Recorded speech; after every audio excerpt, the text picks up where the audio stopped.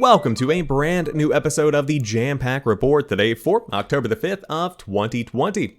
Of course, my name is Samuel Adams and this is a daily gaming news podcast meant to bring you the hottest news you need to know from around the industry, hosted on YouTube and podcast services around the world 5 days a week. It is your one-stop shop for everything you need to know. So if you enjoy the show and you like what you see, hit that subscribe button and keep coming back for more. But today we have some news to dive into that broke over the weekend concerning the PlayStation 5. It looks like your system will have 664 gigabytes of usable storage space. That is coming out of the 825 gigabyte SSD. Once the operating system and essential system files are taken into account, it seems that is what you will be left to play with when it comes to games and other applications or media. The leaked images come from Reset Era and are pretty poor quality, so they should be taken with a grain of salt. Sony has not yet confirmed anything about the PlayStation 5's internal storage space once the OS is accounted for. The numbers, if accurate, are not that surprising though. In September, it was discovered that the 1TB Xbox Series X would give users 802 gigabytes of storage space after system files have been accounted for, and you get 920 gigabytes per 1TB when it comes to expandable storage too. Considering how big current-gen games are and how massive next-gen games are expected to be, PlayStation 5 players may end up juggling downloaded titles quite a bit. The upside, though, is that the PlayStation 5 does have a feature that allows you to load a specific game mode from the home screen, which should mitigate loading times and download times to some degree. They write at VG247. So this is pretty much in line with what I predicted when we talked about the Xbox storage space a couple of weeks back, and ultimately, you are going to be able to install between 5 and 6 very big games. Of course, you are looking at games like Modern Warfare that are exponentially large, larger than they probably have to be. But I will say that even with 5 to 6 games being the limit for what can appear to be installed, if these numbers do line up, that's not as restrictive, I guess is the best word, as I thought that it would be. Because the more that I think about it, I wouldn't really mind juggling these games around, but it is an inconvenience. And I'll talk about the same kind of perspective that I shared with the Xbox Series X announcement of the 802 gigabytes. Essentially, these hard drives are not hard drives, they're solid-state drives, and at that, both on the PlayStation 5 and the Xbox Series X, these are custom NVMe SSDs that connect directly to the CPU within each system that allow for incredible transfer speeds and loading times. That's expensive. It's expensive right now even on PC. And so, unless you want an $800 console, then they had to find a way to minimize the cost for the consumer and to minimize the cost for production for each of these systems. And so the sacrifice was evidently made to make a smaller SSD. Now again, this is still larger than the launch day PlayStation 4, but at the same time, games have grown in size by a large margin over the course of the past 7 years. So I think that what you are going to be seeing in the next 2 to 3 years as technology continues to evolve and as these storage methods become cheaper to use than ever before, you will be seeing a 2 terabyte PlayStation 5 or a 2 terabyte Xbox Series X come to market. Now again, it still will be expensive, but hopefully in the coming years, that technology will continue to become more affordable, and hopefully that will get passed along to the consumers. But it looks like 664 gigabytes is what you are going to be working with on the PlayStation 5. But the good news is, it sounds like the system is much more quiet. Some might say silent, as compared to the PlayStation 4. The PS5 is, quote, exceptionally quiet, according to a number of reporters who were able to experience a hands-on preview with the console in Japan this weekend.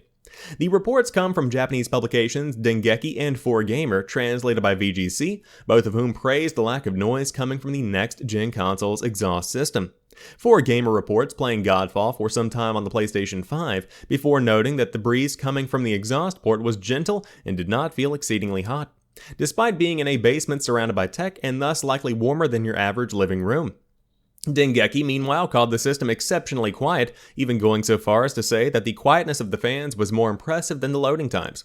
This will come as good news for PlayStation owners who are currently having to deal with the PlayStation 4's notoriously loud fans, which operate on a less fluid response system to software and thus tend to work overtime in keeping the system cool, thereby drowning out the room with what sounds like a Boeing 747 taking off. The PS5 is scheduled to launch this November with a staggered schedule around the world, and if you still need to secure your PlayStation 5 pre-order, follow the link for all of the latest info on how you might be able to bag one. So, this is a story that came out over the weekend, and again, I want to reiterate, the PlayStation 5 is massive. It looks to be roughly about 3 inches taller than the Xbox Series X when they're both standing side by side, and when you take that into consideration, it should be quiet, because it's a Goliath. Essentially, this is like having a full PC case. The PlayStation 4 Pro and even the base PlayStation 4 are aiming for that compact kind of design. They're aiming for a modern minimalist design. The PlayStation 5 is loud.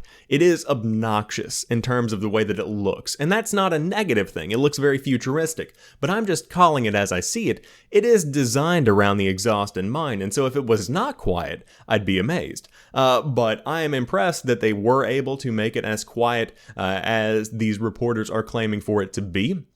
Now, the same has been said about the Xbox Series X as well, because both of these systems are designed with their enhanced internal components in mind, because the more powerful a console or a computer is, the hotter it will get because it's generating more heat from essentially working overtime to make it possible.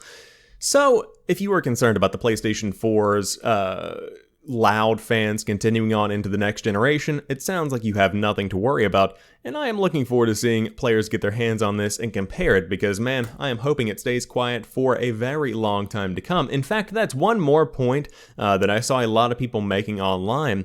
The PlayStation 4 Pro, whenever you do get it, tends to be relatively quiet. Mine doesn't really ramp up that much. Now, of course, mine is a newer model of the PS4 Pro, but I don't really have any issues that I can think of when it comes to how loud the system was. So some have said that the more you play it, the worse the fans become. So could that be the case with the PlayStation 5 or the Xbox Series X? It very well could be. That is the risk you get with getting day one hardware. Now, a big change is also coming to the PlayStation 5. After 26 years, PlayStation 5 will make X its default select button in Japan. Since the original PlayStation, Japan has used the circle button for accept and X for cancel, as culturally X is viewed as the symbol for incorrect, while a circle is used to indicate a correct answer. It's the opposite of the Western PlayStation setup, which has always used X for accept and circle for cancel, much to Japanese players' confusion whenever Western titles are brought to the region without remapping the controls. As noted by Famitsu, because the PlayStation 4's system menu uses the global control settings, Japanese players often have to switch between using X for accept or cancel when moving from a game to the console's menus, though it's now possible to remap the accept button. However, in a hands-on PS5 preview published this weekend, the publication confirms that X will be made the default accept button on the next-gen console, as it is with the West. A PlayStation spokesperson reportedly said its intention was to globally unify the console's control setups, including the Asia region, in order to avoid any confusion in the future. In an interview with 1UP in 2010, Sony designer Teiyu Goto explained how he designed PlayStation's iconic shape buttons. Other game companies at the time assigned alphabet letters or colors to the buttons. We wanted something simple to remember, which is why we went with icons or symbols, and I came up with a triangle, circle, X, square combination immediately afterwards, he explained. I gave each symbol a meaning and a color. The triangle refers to viewpoint. I had it represent one's head or direction and made it green. Square refers to a piece of paper. I had it represent menus or documents and made it pink. The circle and X represent yes or no decision making. I made them red and blue respectively. People thought those colors were mixed up, and I had to reinforce to management that that's what I wanted. Publications including 4Gamer, Dengeki, and AV Watch shared their experiences with PlayStation 5 in Japanese this weekend, as well as over 10 YouTubers who published PS5 gameplay for Astro's Playroom, Godfall, Balan Wonderland, and Devil May Cry 5 Special Edition. This is something that doesn't impact me because I'm a Western gamer. That's what it comes down to. This is something I've been doing for my entire life. However, Asia is a very big section of PlayStation's player base. Specifically when it comes to Japan, it is winning in the region. It is a very strong console in the region. It's a household name in the region. And so whenever you change something as big as what is considered the default button, that's a big move, a lot bigger than you might anticipate for other people that are not in the region. It would essentially be the opposite for us, where if instead of X being select, circle was select going forward. And I'll tell you right now, I started playing Genshin Impact over the course of the past few days. I've been diving in and out of it, and by default, your select button is circle if you're using a DualShock controller to play. And that's jarring, let me tell you. It feels very foreign. And it's unfortunate that you can't just choose which one you want. Make that part of the system setup. You know, in the same way that you can invert the controls or invert the axes whenever you're playing a first-person shooter, just do that whenever somebody's booting up the system for the first time. Just have them select which piece of hardware they want to use. I don't understand that. But I suppose PlayStation has its plans, and it looks like X is going to be default going forward. Now, moving on to some Xbox news, the Xbox Series X will allow parts of games to be deleted. File sizes for games have gotten bigger and bigger, and the Xbox Series X will have a feature to help remedy those chunky applications. As games have gotten bigger and bigger, so have the file sizes. I'm looking at you, Call of Duty Modern Warfare. I'm not sure how many times I've had to reorganize certain applications on my Xbox One to clear up space. With that said, it sounds like the Xbox Series X will allow users to delete portions of games if the developers allow it. Larry Herb, many of you will know him as Major Nelson, interviewed the development producer Jason Ronald on his podcast. During this recording, Jason stated, quote, "Even beyond the hardware, we've actually made the user interface improvements to make it easier for you to manage your storage. As an example, one of the new features we are adding is actually for, if a title chooses to support it, the ability to selectively uninstall different components of the game." Jason Ronald continued and gave a particular example where a game contained both single-player and multiplayer components. He said, quote, "Let's say you play a campaign as an example, and then you want to focus exclusively on multiplayer. If the developers choose to support it, you can actually uninstall the campaign itself so that you can be more in control of how you are actually using your storage, so you really get the most benefit out of the available storage you have. This would be a massive help to many of us who constantly have maxed out storage problems. On top of that, it would help out with games that you still pop into every now and then, but only for the multiplayer. I have not touched the single player for Call of Duty Modern Warfare or Gears 5 since they were released, but I still like to pop into the multiplayer every now and then. It would be great if I could trim the fat off of those two games, one more than the other, so that I could have more room for other titles. I would have to imagine games that take up 100 plus gigs would allow users to take advantage of this feature. If not, I could see some backlash since it is a feature available to developers. The Series X and S are set to release on November the 10th for $499 and $299. Pre-orders were released a couple of weeks ago and were snagged pretty quickly, but if you're still in the market for picking one up, you will have to be pretty quick in doing so. This is a fantastic option, but it really comes down to developers using it across Xbox and PC, since Microsoft does support it, and hopefully Sony will jump on board with this in the future. Because the author brings up a fantastic point. If I look back to the games that I've been playing recently, I don't really dig back into single-player campaigns often. Specifically in regards to Call of Duty. You should be able to just install Warzone. You should be able to just install Modern Warfare, the campaign. You should be able to just install even Spec Ops if you want that, because they are such big individual experiences on their own.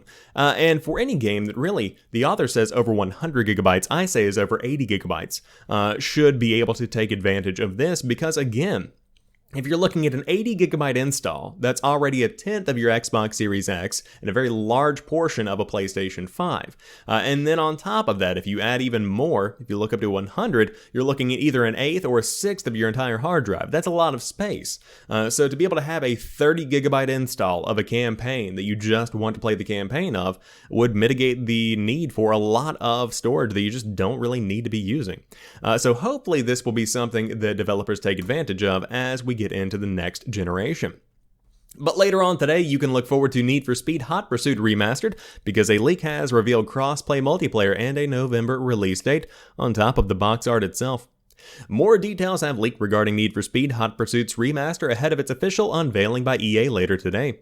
Anytime screenshots, release dates, or even the existence of a previously unrevealed game are leaked, developers must tear their hair out, so begins the search for where exactly the leak came from. But who released the details outside of the world, Who released key details to the outside world, whether that reveal happened by accident or on purpose? EA devs have been left to ponder that about the Need for Speed Hot Pursuit remaster all summer. The game's existence was leaked all the way back in June of this year. Despite that, EA has been unwilling to confirm that the remaster is coming. Even in the wake of yet more leaks, as of late last week, still nothing official. Then, over the weekend, EA finally gave in, tweeting a teaser and a countdown clock that comes to an end at 11 a.m. Eastern Time today. Yet the early reveals continue to manifest, and this time in a big way. Just hours ahead of EA's grand unveiling, Twitter user @RinkaSchedule appears to have shared just about everything fans of the Need for Speed franchise could ever want to know. Its release date, which is coming sooner than you think, screenshots, some of the platforms Hot Pursuit will be released on, and that it will feature cross-play. The release date is November the 6th, 2020, so only a little more than a month to wait. The covers only show PS4 and Nintendo Switch versions of the game, but it's expected to be released across all platforms, which makes the inclusion of crossplay even more appealing. EA has been introducing crossplay to more of its games as time passes, with Apex Legends getting the feature later this week. While these screenshots don't show off much of an improvement in the graphics department, the leaked info has revealed that this game will be a little more than just a remaster. The new version of Hot Pursuit will come with 6 extra hours of content, including new challenges, cosmetics, and achievements. None of this is official yet, of course, but it likely will be by the end of the day. And so there you have it, Need for Speed Hot Pursuit Remastered, coming to the PlayStation 4 and the Nintendo Switch officially, probably to PC and the Xbox as well. But very unfortunate, again, it sucks when anything's leaked. It's my job to share information about it with you all here on the podcast, so I do it, but I do understand that there are plenty of teams behind the scenes that are always planning for big reveals, and it really does take that ability away from a team to be able to reveal a game in the way they see fit. It makes the marketing team's job even more difficult. So if you do work in the gaming industry, I know that it's very tempting to, share something with a reporter or to get a new reputation as an inside source. But man, it's rough because at the end of the day, it's all for entertainment. So it's nice to be able to build up to a release in the same way that you have this anticipation for the release of a PlayStation 5 or an Xbox Series X. There's an excitement here, and the leaks kind of deflate that in a way. Most of the time. But of course, this is a very big game for the holiday season, which is seeing a lot of delays because of COVID-19. So it looks like Need for Speed Hot Pursuit Remaster is on its way.